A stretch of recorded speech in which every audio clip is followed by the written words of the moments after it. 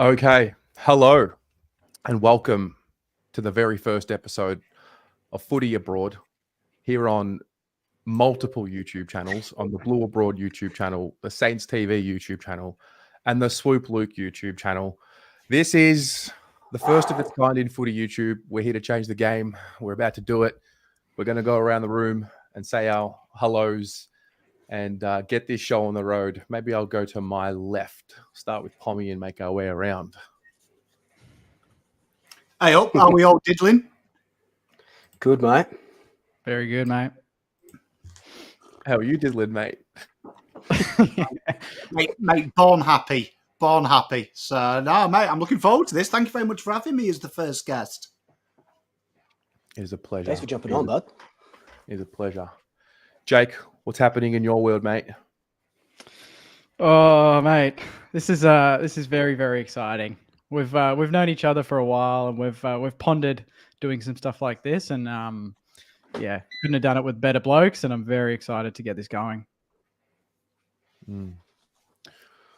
Mr. Swoop Luke. There you go, mate. It's yeah, we've been doing this for a while now, and we finally all get to come together, put our differences aside, and some would say the Avengers of Footy YouTube coming together. So it's a pretty big deal, I reckon. Yeah, no, it is. It's cool. It's something different, something special. I think also it pays tribute to like the fan channels that have been around from the beginning of Footy YouTube time. So maybe we can go around. I mean, I think a lot of the people watching will know our channels, but maybe we can just go around and talk a bit about our channels and how they began, give some context to the new viewers, and maybe give some context to this show. So for those, yeah, Jeff, basically the premise of this show is we're going to be talking all things footy, all the themes and issues that come across our attention. We will each raise a topic for the week, and it'll just be good to get a perspective from other clubs and, you know, ultimately the other fan channels who put some work in and build communities within their own footy club's community. So, yeah, why don't we start with you, Pommy? What's your channel? What do you do? Who is your daddy and what does he do? Well, I mean, obviously, I'm Pommy in Oz. I lost my name a long time ago. Yeah, basically, I was with Terry for a long time. So if he's Batman, that would make me Robin. So during COVID, we went on our own, didn't we? And I set up the Teen Titans, which is Pommy and Oz. So we got Zoe, who's what, Starfire, I suppose. Okay, you can be Raven. So yeah, and basically what we do is we cover Carlton, the AFL. We've got all sorts of shows now. I mean, it's become basically Kim Kardashian in the early noughties. Pommy and Oz, we dabble in everything. We're on everything. We're a pro marketing strategy, and here I am. I'm here before you all now.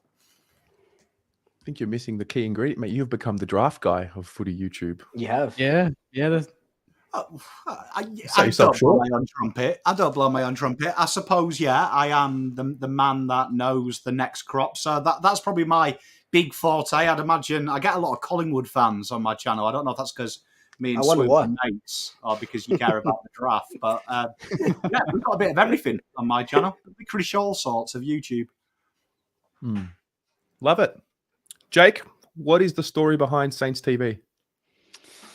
Oh, the story behind SaintsTV. It's the history. It's the frustration, mate. I know you guys probably don't understand it from my perspective, being, you know, little St Kilda, but we've struggled over the journey, and yeah, it got to the point where I think the fans needed to have a voice to cause some change in the club and rock the walls of the inner sanctum, and did that in 2018 in my bedroom. And as you know, big Arsenal fan, so AFTV have kind of been a big focus and passion. And yeah, I kind of translated a lot of what I learned from them and was on that channel for quite a bit. And yeah, it's kind of, people like just seeing me talk shit in front of a camera in my car. They love the car element. I don't know why. I don't have a car sponsor. I can't believe that. I could easily do that, you know, do it out of the sunroof or out of the window or roll the seats back after a win. But yeah, it's been a journey, and dabbled in the podcasts and fan cam realm, and love my Facebook and Instagram. So I love the content side of it. And yeah, it's just been kind of organically growing, and I'm learning as I go, which is awesome. Amazing. Luke? Yeah, so it started as therapy for me after the 2018 grand final. So I started the channel in 2019 and started off as therapy, and now I need therapy. So we've come full circle, which is good after this starts of the season by the Pies. But it's it's a little bit of sort of everything. So I started it thinking, like, not seeing any sort of footy YouTube. I used to just watch funny stuff on YouTube, and sort of started it just to get my frustrations out, and kind of like what all you guys, it's just been a bit of a journey, and it's kind of just taken off. And now there's Instagram, Facebook, TikTok. It's just crazy. And you do it, or I do it, and we all do it, I guess, because we just love the club. Like, we wouldn't be here if we weren't. And the rivalries and the wins make it so much greater, but the losses, to try and find an answer to a loss, to try and stumble your mind and find those answers. I think that's a part of it that we don't really often talk about. But it's all just a journey, and you guys have all been there from the start of my journey anyway. And it's good that we finally get to do something like this. Yeah, it is cool. And what about you, Terry? Kind of. I look back now, and it was all meant to be. It does feel that way. I remember working full time in a law firm, loving it, and then hating it, watching the world change. Big Arsenal fan like Jake, and then I found myself distracted every day at work watching fan cams on AFTV and just watching the world change. And I remember being aware that something was happening in the world, but not understanding what it was at that point. And I look back now, I think that was the seed. I was like, what are these people in this world doing, talking about their sports club, like on a YouTube channel, and like that's what they do with their lives? And I'm like, I couldn't quite grasp it. In reality, it was in front of me the whole time. But yeah, I guess my journey went from wanting to work in sport, didn't really have an avenue because I had already chosen the profession that I did. And then I think living overseas and wanting to do something to stay connected to the club all sort of culminated into starting a podcast, just audio. And then probably a year later, what I wanted to do was ultimately, and I still do, is document every single week until the Blues won the flag. And you got to remember, we win 2 games in 2018, so it's dire. And then it kind of goes from audio to video on Facebook, and then get a light bulb moment going to an Arsenal game, having an interview with Robbie afterwards, and it literally was like oh my God, this is what I'm going to do with my life. At 27 years of age, I'm like, I'm going to build a Carlton fan channel. This is it. Then came back home to Australia, broke up with my girlfriend. I'm like, nah, this is what I need. This is me. This is what I'm going to do. And that's how we got there. I thought every club would have one by now. Yeah, we're a bit slower in Australia, I think, maybe, but yeah, that's the story of BA. And look where we are now. Look where we are now. All here. I'm just glad none of our teams are playing each other this week. Good week to do it. Very smart, Terry. Well, in 4 weeks, I've got the Pies and the Blues, and then the Saints were like the last round of the year. Last game. Oh, last game. Jesus. Yeah, that could be important, that one. Yeah. Yeah. So can I just call out a comment? Is it Justin that reckons I look like Zach Fisher's twin brother? That's one I've never heard. I had Jade Gresham back in the day, and Cooper Sharman, but I've never had Zach Fisher. So Cooper Sharman. I've no idea. I don't know if that's a compliment, but yeah. This will probably take us a few weeks to figure it out. So we're on the journey together. So this is going to be a bit of fun. Pommy is our first guest. Pommy, we have a question from the audience. Code star 818, pineapple on pizza, yes or no? The riveting questions first up. No, these are good questions. Well done, Codstar. 100% unequivocally, yes. Agreed. Interesting. I'm Italian, and it might be controversial, but I don't mind it either. That's appalling from an Italian. Italian Greek. I don't know if the Greeks like Oh, I don't know yeah. specifically the Not for me. pineapple and Greek. I don't know. Not for me. Not for you. You're a flat no. Oh, Prawns? each to their own. Not for me. Yeah, pineapple. Oh, prawns Not- on a not in pizza. They slap in Magpie. What are you on about? Absolutely. Yeah, with a bit of Yeah. chili, garlic oil. Yeah. Oh, absolutely slap. Yeah. Should we just become a pizza channel? Is that what we're doing? Pizza abroad? Just just rating pizzas from all over the world. I'm in. I'm in. If it was I'm burgers, I'd be triple in. No pineapple on pizza or in burgers. That's my rule. No pineapple in burgers. I can't get around that. I Mm. cannot get around that. Interesting. All right. Interesting. Well, Something I'm passionate about. All right, let's Yeah. get into the footy, I guess. I mean, what we're it's hard going to do is hard to top that question, but yeah. we're going to go around. Each of us has brought a topic or a question of something that's on their mind throughout the year. So while that person brings up the topic, chat, feel free to add your contribution. We'll get your comments up on screen. Pommy, we'll start with you. What's on your mind this week?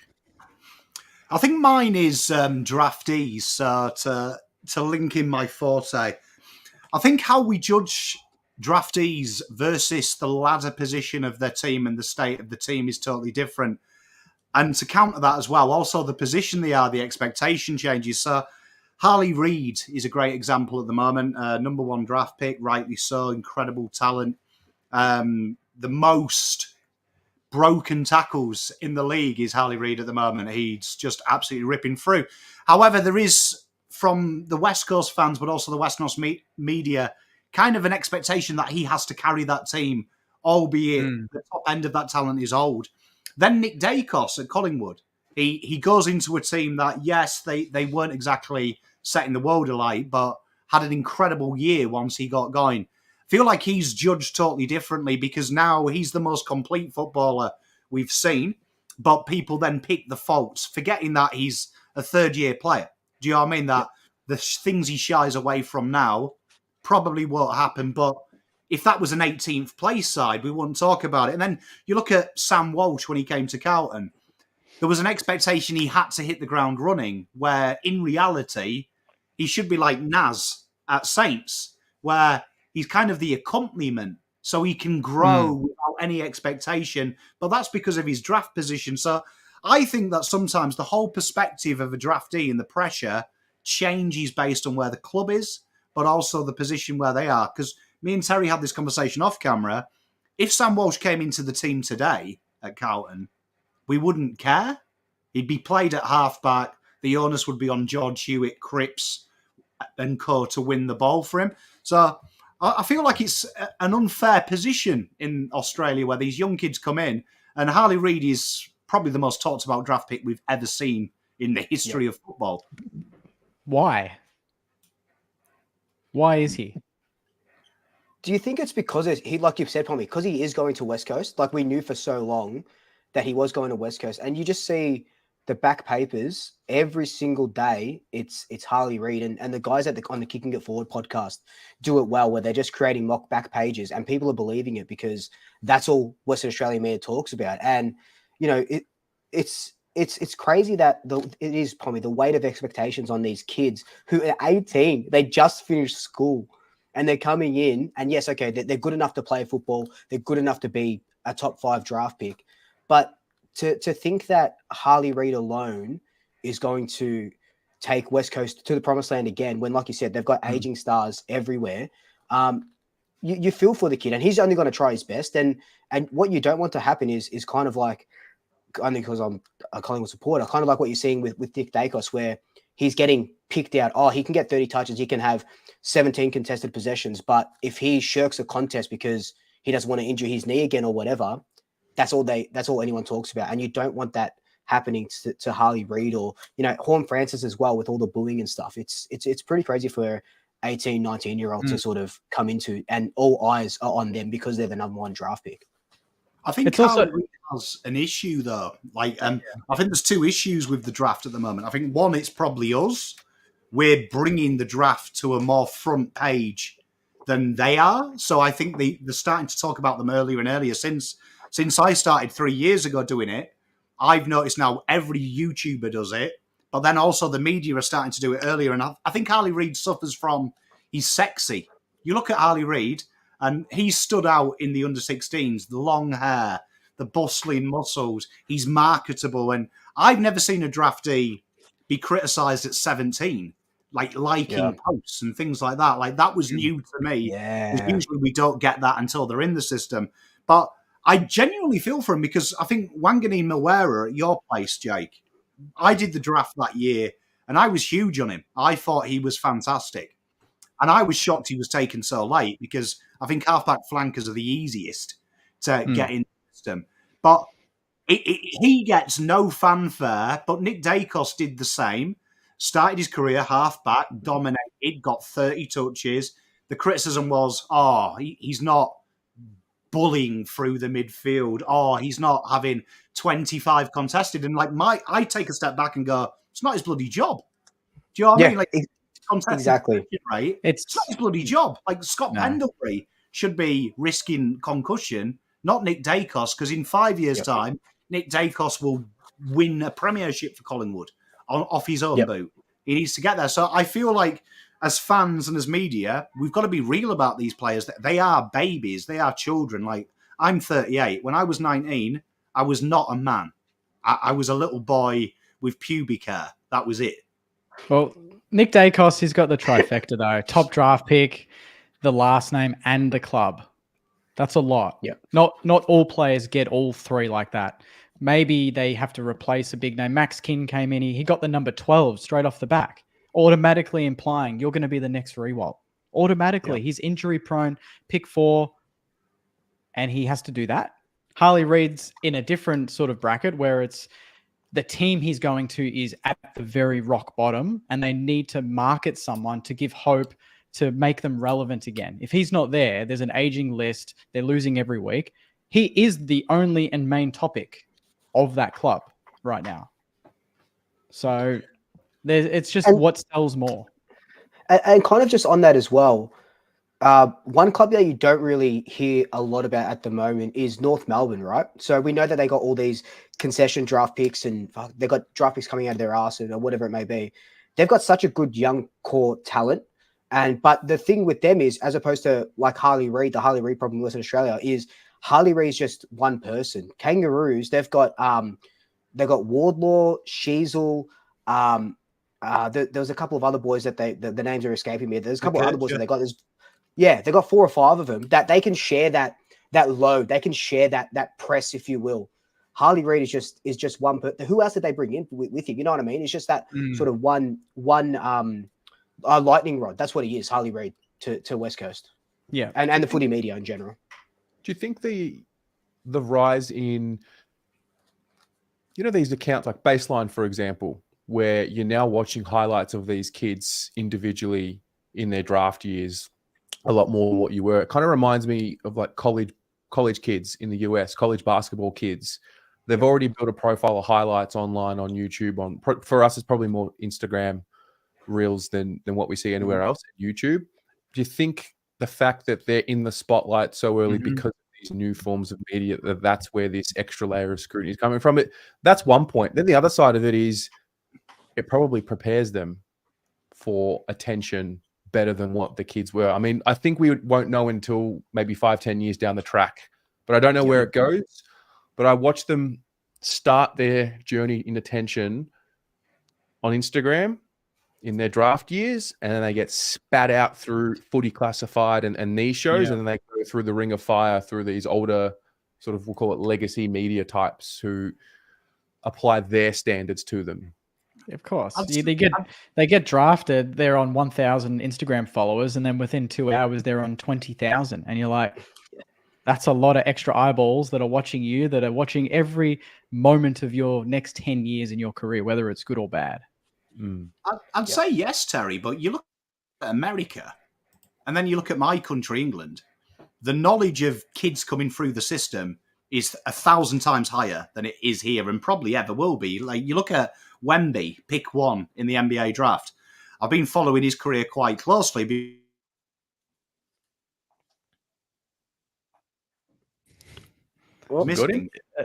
That's very closely. Yep. Yeah, can you hear me? Yep, go again. Yes, yeah, mate. Yeah. So I traded that pick. So I was kind of wanting to follow his career, thinking of what I've lost. But you actually listen to the press in America; they're amazed when he does something sensational. It's almost like it's not expected because there is an understanding it's going to take 3-4 years to see him become dominant. So when he is dominant, they're like, "Wow, what a player!" But I was listening about 6 weeks into the season where he had a poor game, and Shaquille O'Neal came out and said it's not his job to do this, though. Like, questions need to be asked about San Antonio's senior players of why they're expecting him to dominate against a man. And you can see the narrative slip where they're like, okay, he's an incredibly talented player, the best player of his generation. We've known about him for 10 years, and he's only in the system now. It's the different in narratives. And I'll be honest, looking at the draft in just the 5 years I've done it, the quality of player now who's at pick 30 is easily top 10 years ago. Do you know what I mean? Easily top 5. Like, Harley Reid is a freak of nature. He's big, he's strong. And then you look at Cripps. When he came through the system, he looks like a chubby young man. There's no muscle on him. Do you know what I mean? And then you look at Jason Horn-Francis, similar type of player to Cripps in his draft. He was a thug. Like, he looked like he could have a street fight in South Australia and win at 18. So it's kind of a perspective change that I feel like it is AFL for me. If I was speaking to a POM, come to Australia, set your clocks back to 1989, right? Wham are still number one, right? Wham are still number one. Do you know what I mean? That's what I'd say to people because they haven't evolved to realise that, yes, they're going to be Nick Dacos moments. But you know when Nick Dacos gets tagged? He's a 19, 20-year-old boy being tagged by a 30-year-old man. Yeah. Do you know what I mean? Cripps, when he first came to the system, he had his bad days. Do you know what I mean? He had his bad days. He learned. Walsh is the freak of nature. And Walsh is kind of the ugly brother of these players because he's not sexy and he's not having 40 and 5 goals. I think that's harder to do. I think what Sam Walsh is doing, no disrespect to Harley Reid, but I think what Nick Dacos and Walsh have done is more sensational than any other draftee because they've been consistent. And that is, I think, the hardest thing for an 18-year-old kid to do. Be consistent. And all credit to them, but they don't get the plaudits because I always think they plaudit players like Nick Dacos, knowing when he has a bad game, 17 fans are going to slate him because they hate Collingwood. Well, that's what. Yeah. Well, that's unfortunately that's Australian culture. It's very tall poppy syndrome, isn't it? Like you want to shoot down, like with Nick Dacos, for example, again, because that's all. Just get used to it, because that's all I'm going to talk about, Collingwood, when it comes to me, because that's all I'm sort of watching. But like Nick Dacos, the other day, was it against Brisbane? And some account on Twitter or X, whatever you want to call it, just kept putting up just little clips of him shirking a contest or not going in and under, like what you said before, Pommy. But you got to realize he's only 20. He's only 21. He's going to get better at this. Also, it's not his job, but we'd like to knock down these players whenever they get the chance. And I'm sure Western Australian media are going to do the same to Harley Reid when they realise he can't do everything on his own for the next 5 to 10 years. You know, that's just, unfortunately, that's just what we are as a society. And I think it's more prevalent in Australia, I feel, than it is, when I'm watching the soccer or anything else like that. We build you up and we tear you down. Charlie Curnow comes back from 2, 3, 4, 5, 6 knee operations, misses 2.5 years of footy, wins a Coleman, wins 2 in a row. Now he's a free kick merchant. When the other forwards around him have kicked more goals from free kicks since 2022 when he returned. And it's just whatever. Everyone's got their own narrative and everyone's got their own bias, and that's just the way it is. So, yeah, that's a good one, Pommy. I like it. Thank you. Very good. Jake, what's on your mind? What happened this week? So I was in South Australia on the weekend, boys. So I flew over for Gather Round, which is very exciting. Did any of you make the flights? I bumped into you on the street, mate. Oh yeah, that's right, mate. Down a dark alley. Don't know where I'm going. Look up, and there's Luke and Boyd standing there. I'm like, what's going on? Yeah, highlight. That was good fun. It was really good fun. It's better than the game itself, to be honest. Not a great watch. But, there has been some questions in regards to gather rounds in the lead up and post. I'm keen to get your boys' thoughts, and obviously everyone watching in the comments, put it in the comments. But I saw that they were looking at more than one gather round per year, maybe 2, maybe 3, different times. Is that good for AFL? Is that overkill? Well, what do you boys think? On that, they said that, so they're thinking about 3 or whatever it is, but they said that teams would only play 2 of the 3. So you're not really, that third one that Collingwood's not playing, you're not really gathering around if there's going to be 6 teams not playing, are you? Why would you go if Collingwood aren't playing, right? Well, they're exactly right. I don't know why anyone would bother rocking up to Tasmania if the players aren't there. But like, if you're going to have gather rounds and you want everybody to gather around, you have to make those. Everyone has to be there. All the teams have to play. Otherwise, there's no one gathering. Does it take away from what it is though? If we're having more than one, does it lose that? Does it lose that spark? I think so. I think anytime you bring I don't mind the whole festival vibe with the footy. I don't mind. I haven't been to either of the gather rounds, but I like it as an idea. And I think what it actually does is it brings just a wave of whatever the gather round is, the chaos of gather round. It brings it around the country. Could be a way to unite the country a little bit more in the States. I mean, I know I, for one, have not heard from more Freo supporters in my life. That's probably to do with what happened during the game. But I don't know if that's a gather round thing or the game, but I don't mind. I don't mind it. It's a good way to educate us on the States. Good way to get some exposure for these interstate teams and fan bases that feel like the league's against them. I don't know what the right amount of rounds is, though. Yeah, well, at the same time, it's also facilities, right? It's what we can actually do, because we were at Norwood on the weekend, and it's quite cool to go there. But at the same time, you see what Jack Steele said, and he didn't seem that impressed about the facilities. Yeah. I guess the experience itself. You see other big clubs going in, like Gold Coast and GWS. They drew a pretty decent crowd. Collingwood and Hawthorn. If you're not on the big deck playing in front of the big crowd and a ground that is actually AFL quality, I just feel like there's some, I don't know, there's not the integrity. You lose a bit of that integrity, I feel. It just depends on the states and what they can deliver, though. I feel with AFL, like where you've got like such a lopsided fixture list, though, we could maybe steal an idea from America. You know that America have started stationing clubs in England for one game. And they've done that incredibly well. I've got to say, I was there when they suggested it, and everyone's like, oh, bunch of grown men in pajamas with padding. No one's going to watch that. But they they marketed with EPL teams, the cross-pollination. Now it's one of the most attended games. I'd love to see this game in England. Like, I would fly there tomorrow if you said, right, this team is going to be the North of England's team. This team's going to be affiliated with Arsenal. Get that so it's kind of the rivalry going. I think you could probably have room to say, right, each team plays one game that is a double home game. I always think like Carlton and Collingwood. The G's are home, so... Yeah.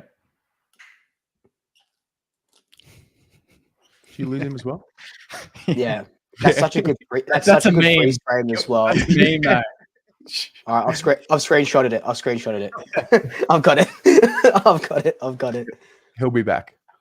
Yeah. But no, I do like the idea. And look, the NRL did it well when they went over to America when we were supposed to have that opening round fiasco. That was really well attended over there. Yeah. And that was fantastic. And we tried to do it when like I think the trying to go to China for that one game, I think that was a good idea. But Suns and Port Adelaide probably weren't the two teams that you would you'd put up there, but I don't mind that. And like I think the Pies, they played North Melbourne in London once in the preseason, and I think that's one thing that Australia's lacking a lot of. It's such, and could be biased, but it's such a beautiful game. Like it is, it's fast, it's hard, it's like these guys are just pure athletes, and there's nothing like it in the world, and we're not doing our job well enough to market it worldwide. Like I saw someone on Twitter saying, you know, why are we I'm seeing so many soccer jerseys around. Why aren't we seeing, you know, people wearing AFL jerseys around? Soccer is such a worldwide sport phenomenon, and they market it as the beautiful game, which it is. Yeah, but and the coverage is so much better. Exactly right. And I think that's one thing that we lack in Australia is really marketing this worldwide. I'd be playing preseason, like Manchester City are going to, you know, they go to Dubai because that's, you know, sort of base where they are. They'll go to America for like 3 games. Tottenham Hotspur are coming here for a couple of games. We need to do that sort of stuff. It's beautiful. Market it like we know it should be marketed. Hey, Yeah. Hello. He's back. Sorry, for some reason I had an auto Windows update and he just decided to do it there and then. Oh, we got a few memes out of it. It's okay. No, to end my point, I think when you've got 2 Melbourne clubs playing each other 2 times a year at the same ground, it's pointless. So I think maybe that's the option you can look at. Let's expose this, because I think Collingwood-Carlton is a huge game, and it's a game that people who probably don't support them would go and see.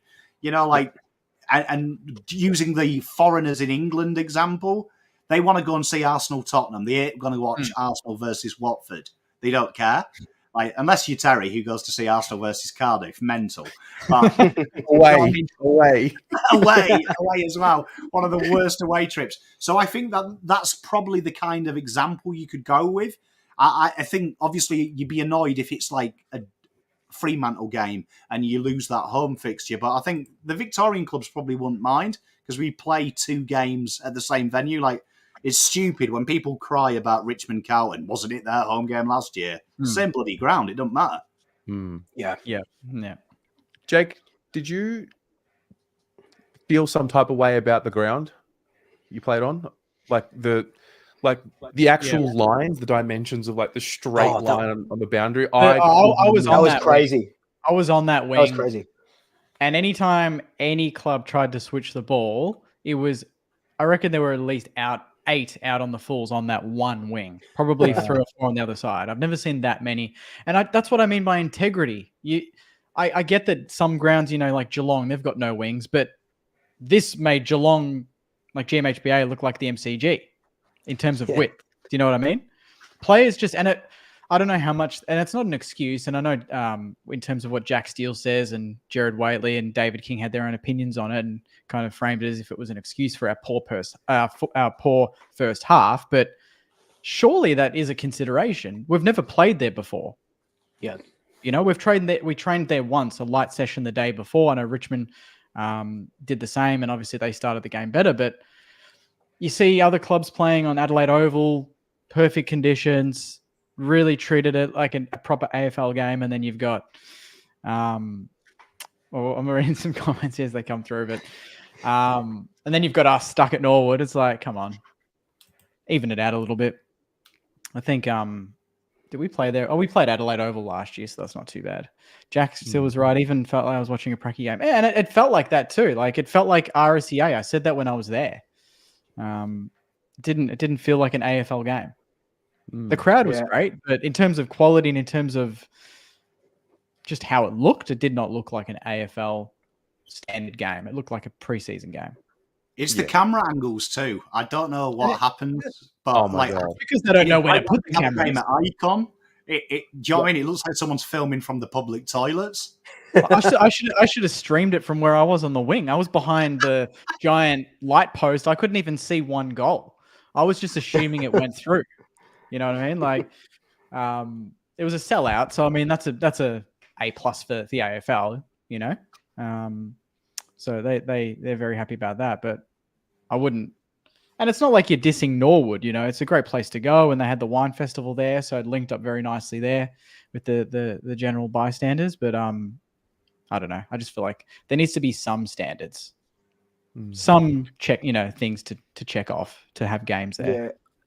And in saying that as well, like I know because when I went, we obviously played at Adelaide Oval, you know, Carlton Hawthorn, sort of a big game and stuff like that. But I don't know if this is just me, but as a Collingwood supporter, if we're doing gather around at Adelaide Oval, at Adelaide again, which we are next year, I'd love to play on maybe not Norwood after that, but one of the other sort of community or little league grounds. I'd love to just have 10,000 or 9,000 Collingwood and whoever it is, Gold Coast fans at Norwood or one of those ovals, just to Collingwood fans. I just don't want to sort of. I'd love to go to Mars Stadium. I'd love to play at Geelong, you know, but the AFL are just wanting money. The clubs just want money, so of course you're going to put your biggest clubs in the big stadiums. But I would love to travel around these little stadiums. But at the same time, I think the crowd was 10,000 or something yesterday, the day before at Norwood. We've actually gone to the AFL many times and said, hey, we've got the facilities now at RSEA. We can fit probably 8,000. We can fill the place. I think we had maybe 6,000 against Essendon in the Pracky game in the preseason. Yeah. If they're happy to do 10,000 at Norwood and our RSEA, I don't know if you've been, but in terms of a ground, it's pristine. It's fantastic. That is an AFL standard deck. Get games there. What you can't have one and not the other. Put it at RSEA. Yeah. Give us a game That's there. True. Why can't we pitch for that? You know, That's true. And I think it's a bit rich to take, you know, what Steely said and say, he's talking about it as if it's a country. It feels like a country ground. I mean, I kind of got that from Gather Round anyway. I don't know. It feels like they're not pitching it as top notch AFL. Like it just doesn't come across that way. The whole point was that it was local football. Well, not local football, but contemporary football. That's what I mean. So I think what he said was what everyone was thinking, to be honest. So good on him for that. But yeah, they've definitely slammed him at the same time. Do you ever feel a bit patronised though by the AFL? Because this is maybe my foreign head on, but they say we're going to these regional grounds to build the game up and stuff like that. But you never see a Premier League team say, "Oh, you know what? Old Trafford's our ground, but for banter, let's play at Boundary Avenue Oldham's ground, you know, just because it might help them out a little bit." That they have initiatives in place where they'll play friendlies there.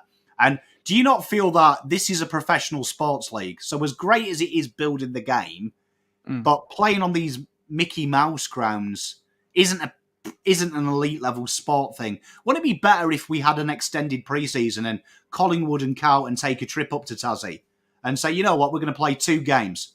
We're going to play 2 games over 5 days here, massive squads, and do that. Wouldn't that be, for me, the money needs to filter down as opposed to do that? Or the other way to do it is you look at our version of NRL Super League, they have Millennium Madness where every side plays over the weekend at the same ground, one after another, and it's a mental excursion. It's a great night out if you ever want to do it. But for me, it just feels a little bit Mickey Mouse, where they say, but, you know, what about the poor regional areas? Well, do something in the off-season for them. Yeah. Well, that's kind of like what they're trying to do with the community series. But even then, like, you know, I think we played up in Moe a couple of years ago against the Hawks, and that was fun, like getting out there. And the same thing, Bendigo, Ballarat, do more of these sort of country towns. And I think you're right, Paul. I think it is. You think you hit the nail on the head there. I think,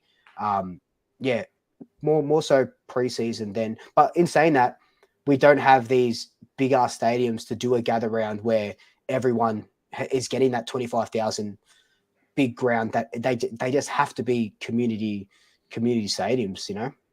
Are we going to get a hit by having gather round? What was that? Sorry. Don't you think they're taking a hit by having a gather round ultimately? For sure. They must. Some of the games that they had on the weekend, if they had them at the other grounds, they would have gotten another 20 or 30,000 fans. Collingwood, what was it? Collingwood Hawthorn at the MCG, they got 40 what? 43, I think, maybe.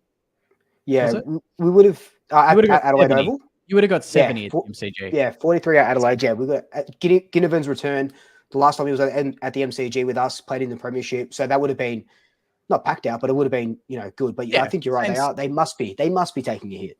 Saints Tigers, I mean, two clubs that are not in great form, but at Marvel, that's still 30, 35,000 as opposed to 10. I looked at Gather Round as an exercise of giving back to the state of South Australia in this case. Yeah. What it did for the economy of South Australia, the restaurants, the hotels, the inflated flight prices, all of that.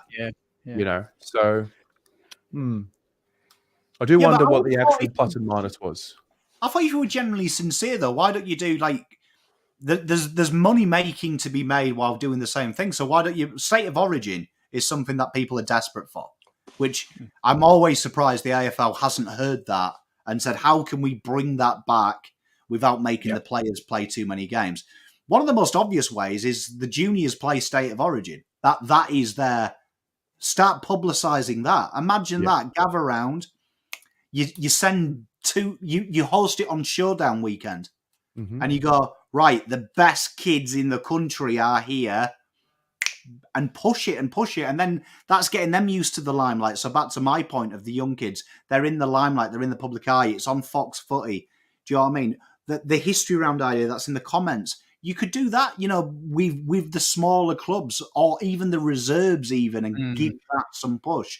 I just feel sometimes all these rounds takes it away from it's a professional sport. This is the pinnacle of Australia. This, you know what I mean? Like, this is winning the flag over this in this country is probably up there with getting a baggy green, isn't it? They're probably the two things every kid wants. You know what I mean? That's probably it. State of Origin's interesting. Everyone cries that they want it, and then we'll get it, and then they'll cry that they're not playing hard enough. Yeah. And then they'll be like, oh, it's just an exhibition, and then they'll be like, get rid of it. It's like the Witten game when they used to do it at Marvel. It always ends up 140 to 136, and there happens to be a shot after the siren by Matthew Richardson, and he misses. That's exactly how every week goes, But this is what the VFL, like Justin's right. I watched this game. The VFL played State of Origin this week, and it was a really good game. But I only found out about that because I was Instagram stalking a draftee. And he happened to share it. So, do you know what I mean? Like that probably could get me in prison. But I was happening to go through his post and he'd put it up. And I was like, oh, hang about. There is some... So, like, for me, it's spot on. Like Sean saying, no one will watch it because of the kids. That's because the only kids you hear about are the three who are good. But there's thousands. So, for me, the AFL misses a huge trick. And you look at the States, you look at the UK... You can watch all the reserves games. You can watch all the under-19s games. NFL, you can watch the college kids. It's out there. I think there's a market for that because my views will prove it with draft time. It goes up by 10 times. So why aren't we having it? And I think that's where you could bring the football back into the community. Interesting. All right. Luke, what is on your mind? Cool. Oh, man. What isn't on my mind? It's going to be big. No, look, I've been calling for a captain's challenge for so long, and it's exemplified in the Carlton Fremantle match with that late kick and hits James Ace's shoulder. It goes out, it gets marked, and etc. And I can see why people are against it. Like, we don't want to slow down the game, but when you've got a goal umpire calling for the video referee to see what's going on when it's his job to make sure the ball isn't touched or if it's going through or not, and he's spending 6 minutes and it's clear to everyone that it wasn't touched, but he's wasting his own time. It's just really annoying that the only sort of negative people or comments around it is, let's not slow down the game. The game's slow anyway when they're trying to figure out who was the last touch to kick over the line, if it's a free kick or if it's a throw-in.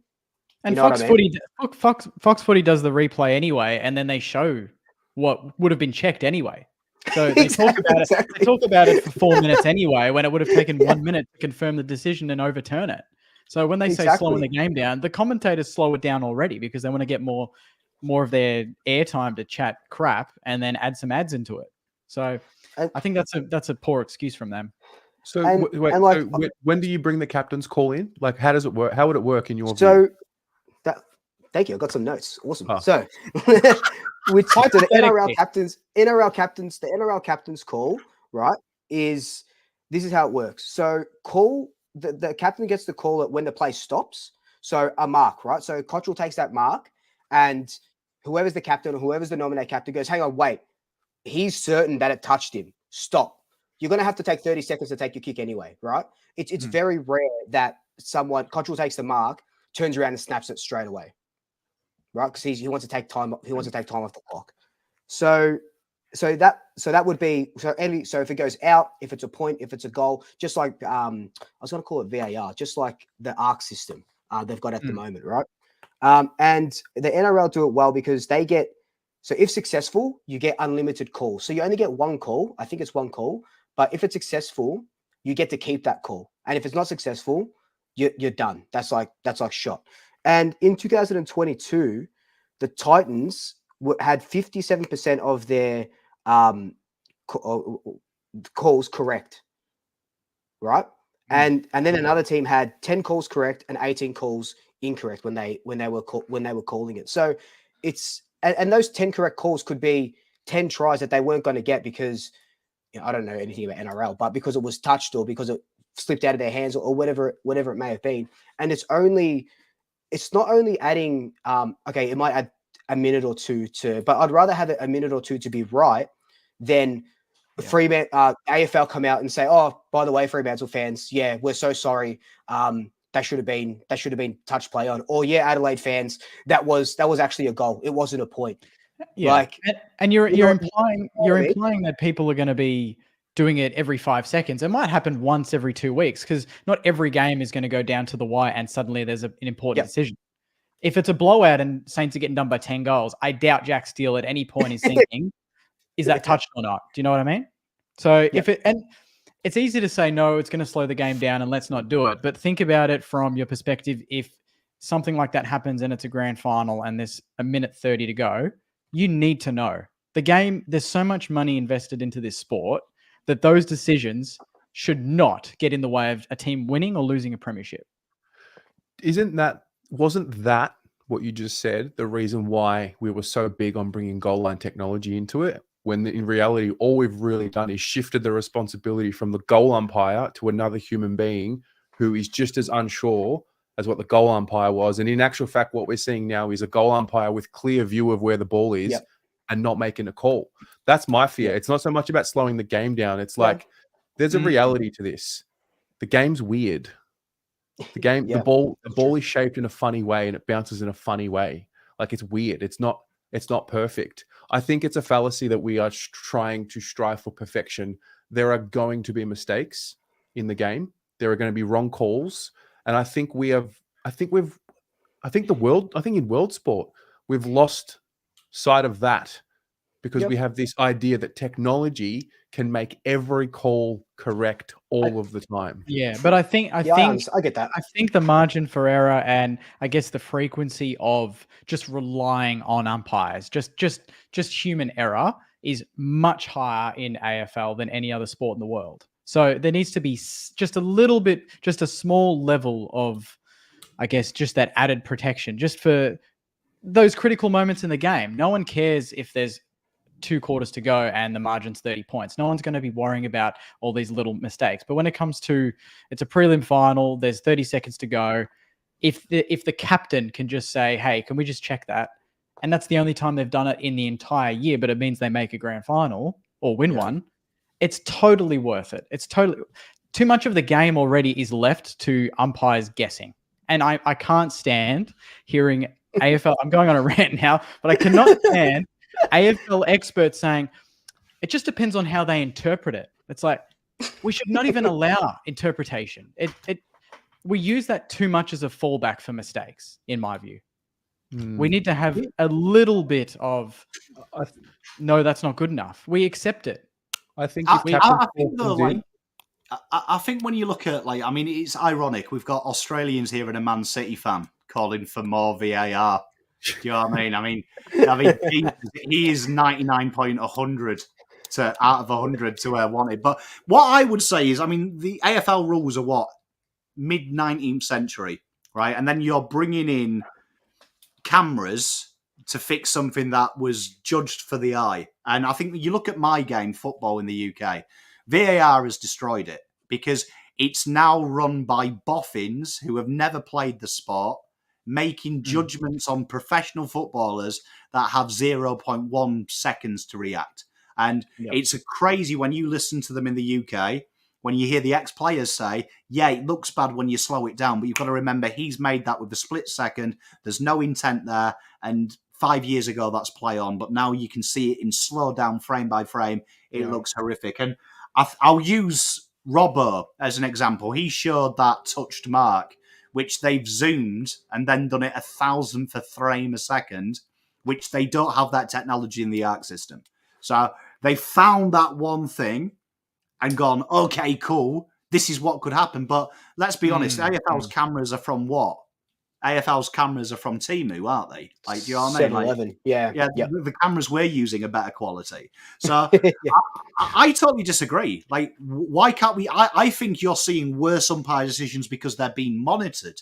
Do you know what I mean? You're seeing in cricket, LBW now, umpires are less likely to make a decision because it goes upstairs and then they don't look like an idiot. In my opinion, just keep it as it is. Like that yes, I think it evens out. So I can guarantee you now, okay, his kick was touched. It hit his shoulder. So I guarantee that goes against us in 8-9 weeks' time. That's life. Yeah. So if it was the other way around on the weekend and you lost and it was definitely touched, you would still say what you just said? I would say that we lost the game because we were so inefficient in the first, second, and third quarter, not because of what happened in the last minute. And I think what we're doing is we're pandering to this victim mentality because Freo did not lose that game because of what happened in the last minute.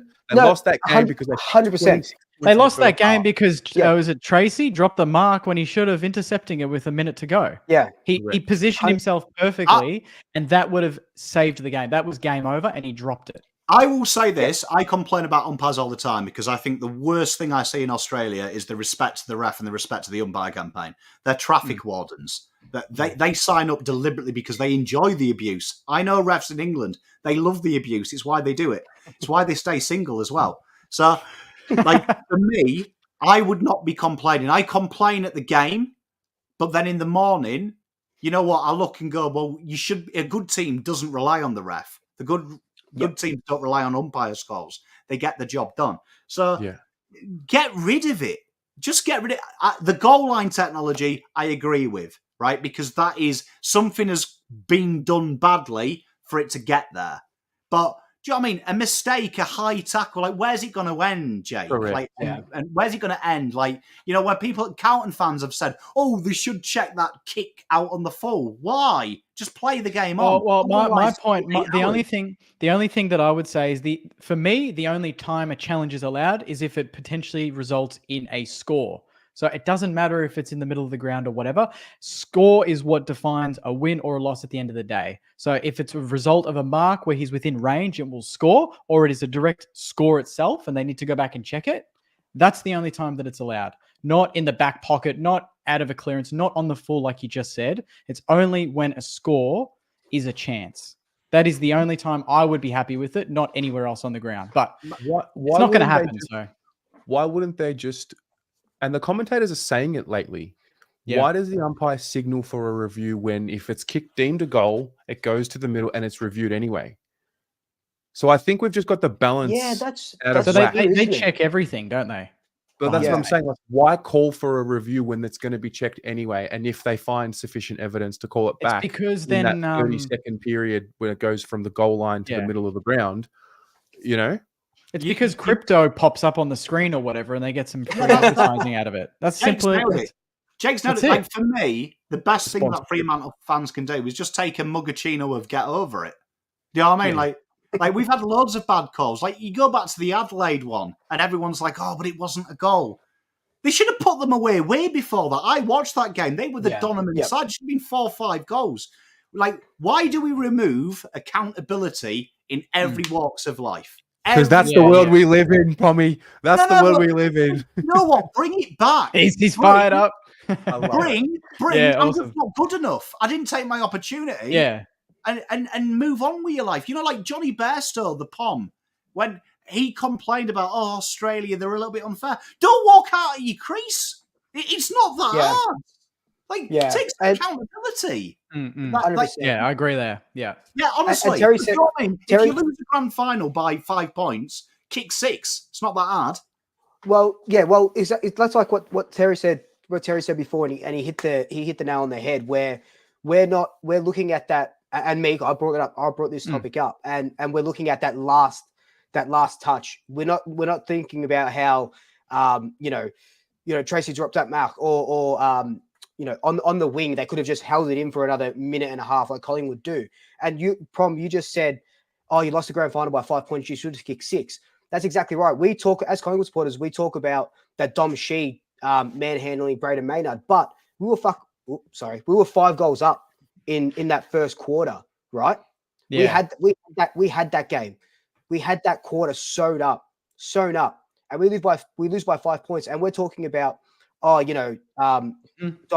Maynard was held, but we're not talking about how Jordan De Goey left McGovern by himself to get a cheap one over the top, and McGovern took an intercept mark and ran down the wing. We're not talking about that. We're very, and it's ironic that I'm saying it, but we're very reactionary in the AFL, and more so because of the topic that I just brought up as well, and it's the hot topic of the week. But we are very reactionary. You look at Jack Ginnivan getting his head taken off last week. AFL comes out and says, "Oh no, we got that wrong," and now he gets he'll get free kicks that probably aren't there anymore, or shouldn't be there. He'll get those because the AFL came out and said, "No, the umpires got that wrong." So we are very reactionary, and we do lose sight of, Adelaide should have smashed Sydney, but they relied on that last kick. And I've always said, it. If you're relying on, Carlton losing a game so you can make the top 8, you haven't done enough work throughout the season.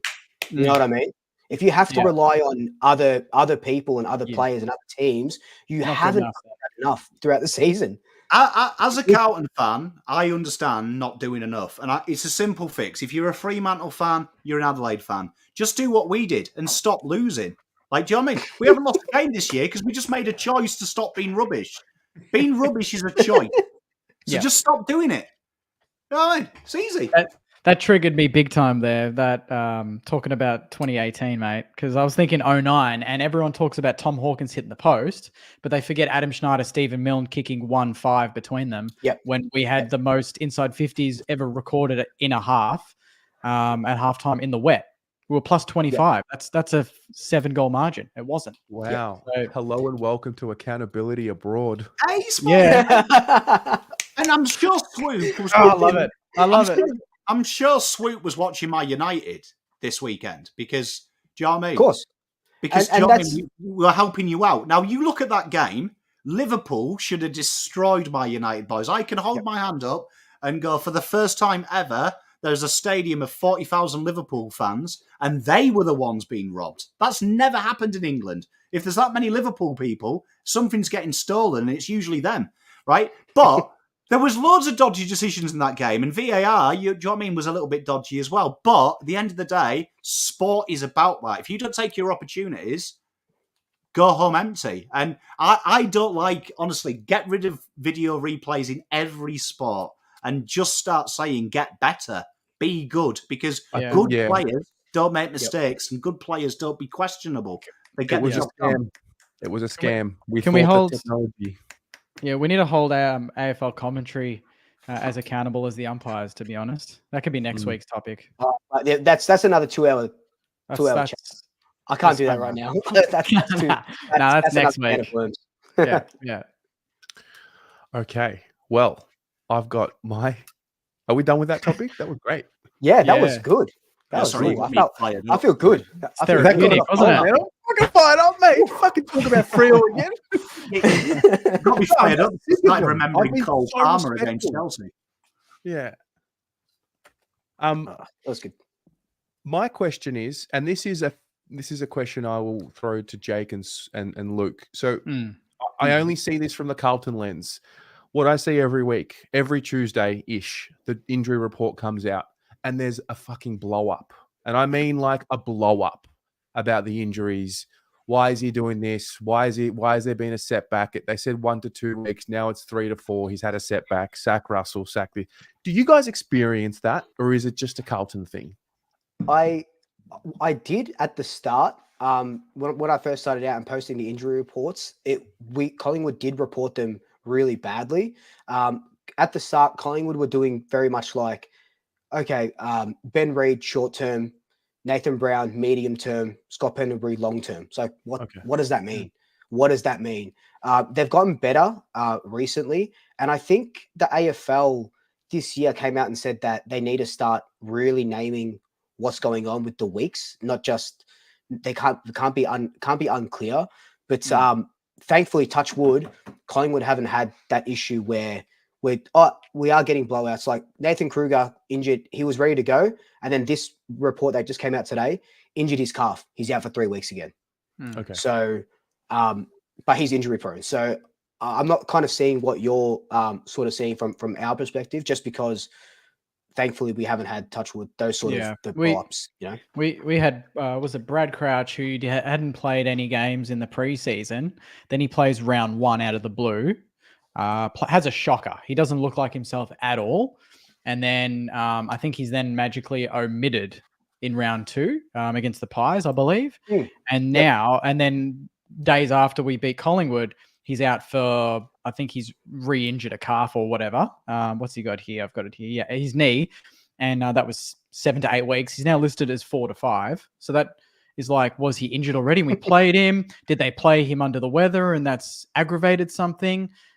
It just doesn't feel right. And then on the flip side, you've got Ben Patton. I think someone just commented, but 2 weeks ago, he was still out for 10 to 12 weeks. He's now listed at 3 to 4 weeks. Yeah, Jesus Christ. Yeah. I'm like, okay, so give him another. And Dougal Howard's a test now out of the blue. Paddy Dow's 1 week. Hunter Clark's 2 to 3. But then there's like Mason Wood that's been 3 to 4 weeks for 2 weeks and he hasn't moved. Yeah. So there's definitely some mind games going on there for sure.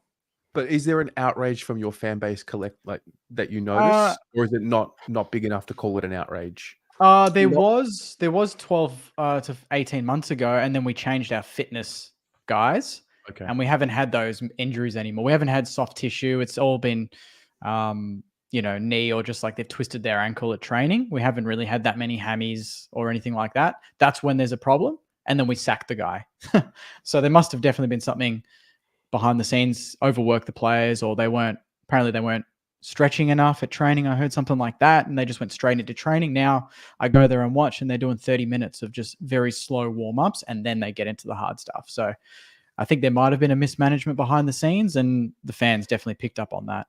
Yeah, and we were in the exact same boat. And I know this is going against what you're sort of saying with Russell and what your fans are saying, but before we had Jared Wade as well, we were very much that soft tissue in hamstring, calf. And now with Jared Wade, who came from South Sydney, the Rabbitohs, he's modified the program. They're doing more running in preseason or whatever conditioning it may be. And we're seeing less and less of those soft tissues. And at one point it was, the Holden Center, that AIA center, the ground is really hard or it's really soft and all this sort of stuff. And I know our boy Faz loves to play Icon Park or wherever you guys train.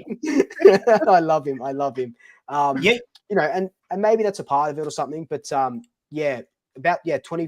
before Craig McRae, I guess we did have that where people would just be up in arms, and thankfully that's sort of subsided a little bit now.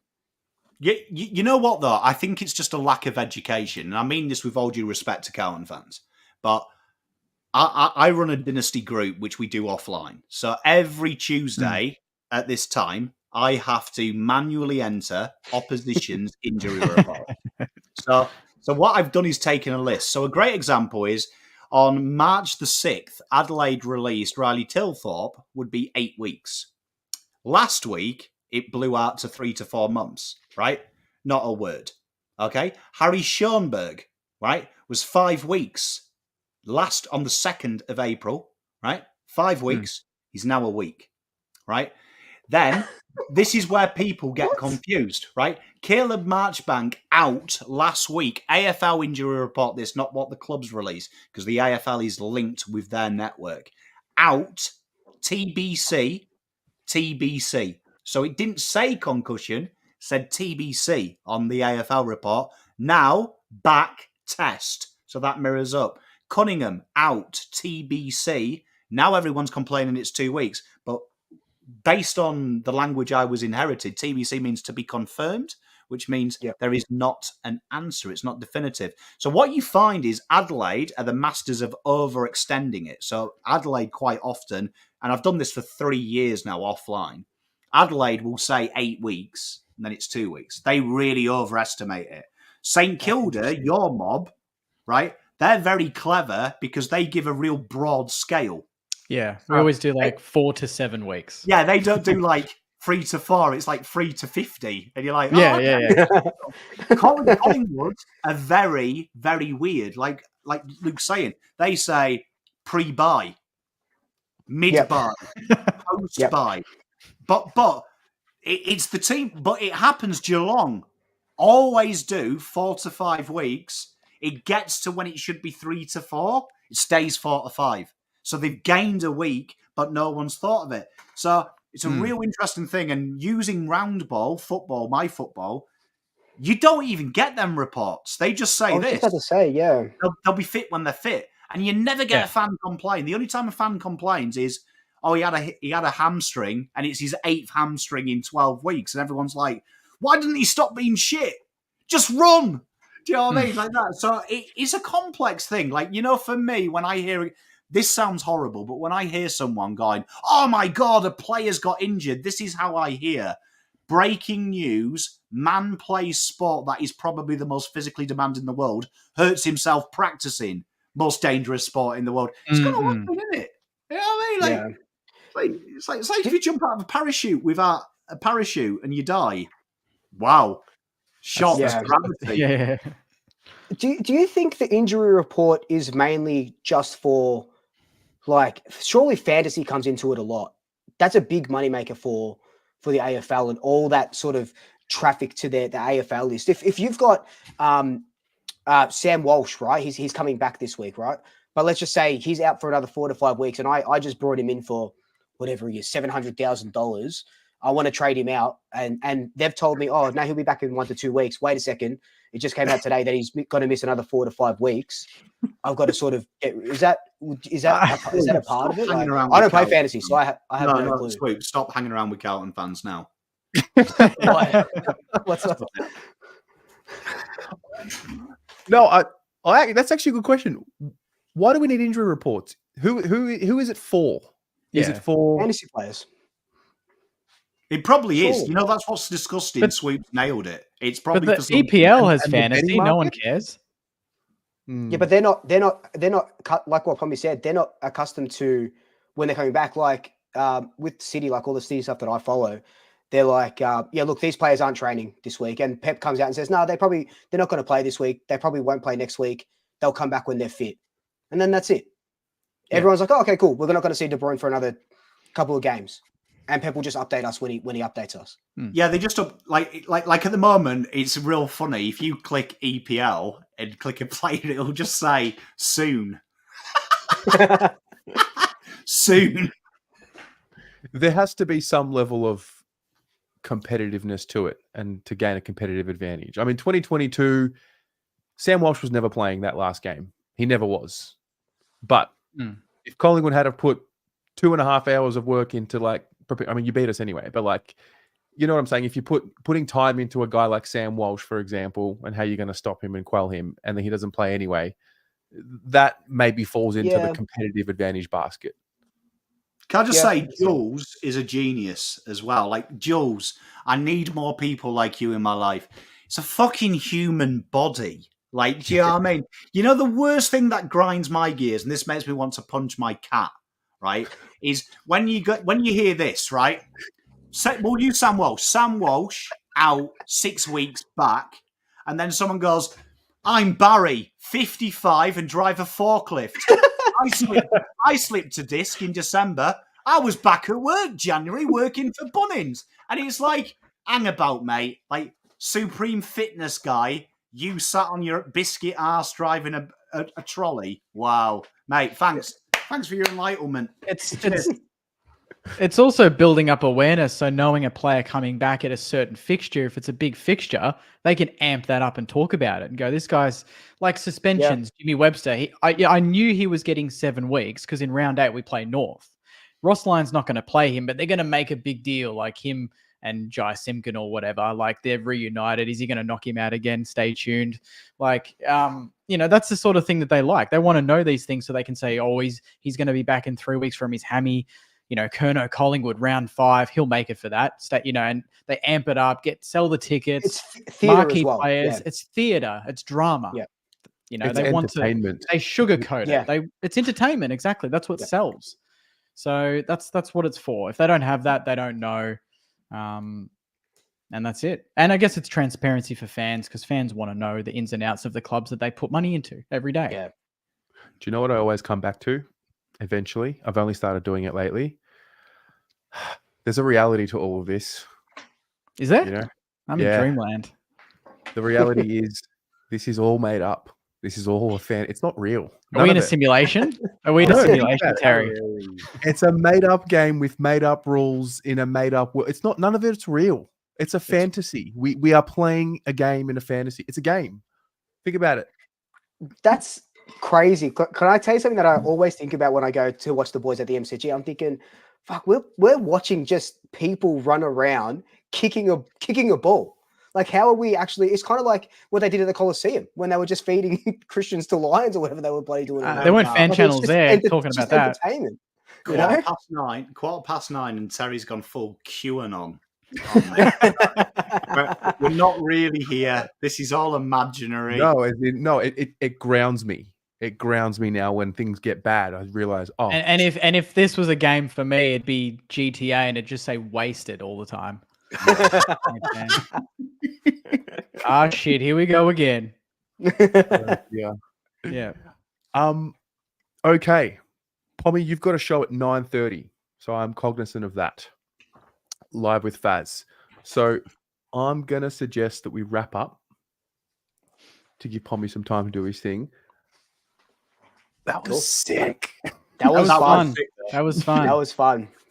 That was good. Yeah, that was sick. We don't even need to cover the games on the weekend. We can just talk about whatever we want. That's the best part. For those watching, we're gonna need some feedback. So drop a comment on wherever you're watching this show from in the comment section, not the live chat. Like just ideas, concepts, things that we can talk about every week. Drop a comment. We're very early in what this is going to be, but we know what we want from it. We know that we want to have a collaborative environment. Very few, if any, will be better guests than Pommy. So Pommy, thank you for joining us tonight. Yeah, that was excellent.